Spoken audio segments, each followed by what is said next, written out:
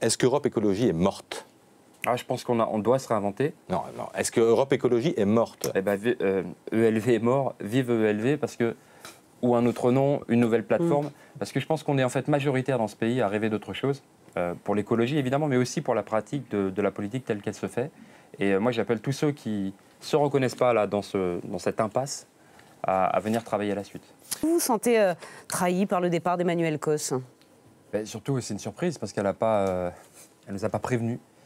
Et donc peut-être qu'elle a négocié toute seule, mais en tout cas elle n'a pas estimé que ce qu'elle avait obtenu était pertinent. Et moi je pense qu'elle se trompe, parce que en fait, si Nicolas Hulot a refusé de rentrer au gouvernement, c'est pour des bonnes raisons. Le mandat il est fini et l'ambition pour l'écologie n'est pas partagée au ministère des Finances par exemple.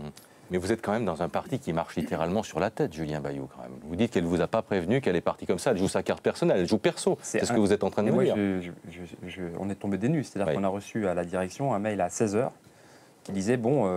Il paraît qu'elle vous a écrit une lettre. Qu'est-ce qu'elle dit dans cette lettre? À 16h, elle dit, j'ai accepté le ministère du Logement. C'est une trahison. Pourquoi vous ne prononcez pas le mot? Vous savez, moi je reviens de Berlin, où avec Varoufakis, on essaye de lancer un mouvement pro-européen, positif, à 10 ans, court, moyen, long terme. Et c'est vrai que retomber dans la politique politicienne à la française, c'est assez violent en fait. Et ça, je pense, bon, il y a les écolos, il y a les dimensions personnelles, qui se trompent encore une fois.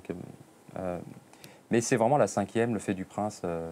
Le président, vous voyez, qui peut faire comme ça. Et en fait, on a un remaniement... Enfin, elles ne sont pas obligées d'accepter, les Jean-Vincent Placé, Barbara Pompili, Emmanuel Causse. Enfin, on vous sent touché ce matin. Je vous dis, c'est la politique dont le pays se meurt. Est-ce que ça donne envie de voter, de voir ça? Vous avez un remaniement qui ne dit absolument rien. Le président, hier, est-ce qu'il a tracé un cap pour le pays?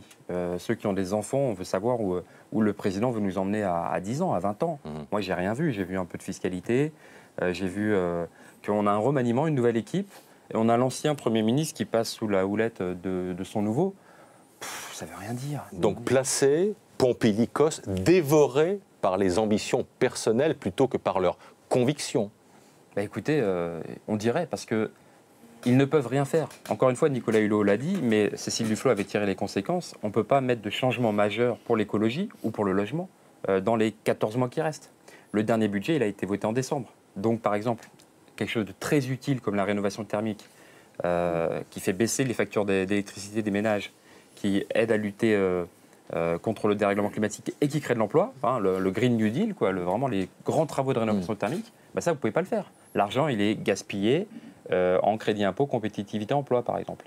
Et pour nous, c'est quelque chose d'incroyable de perdre autant de temps et d'argent, donner 16 millions d'euros à Sanofi, qui va licencier 600 personnes dans les 3 ans. En fait, le contribuable paye leur départ. Cet argent, il serait beaucoup plus utile à aider les agriculteurs, par exemple.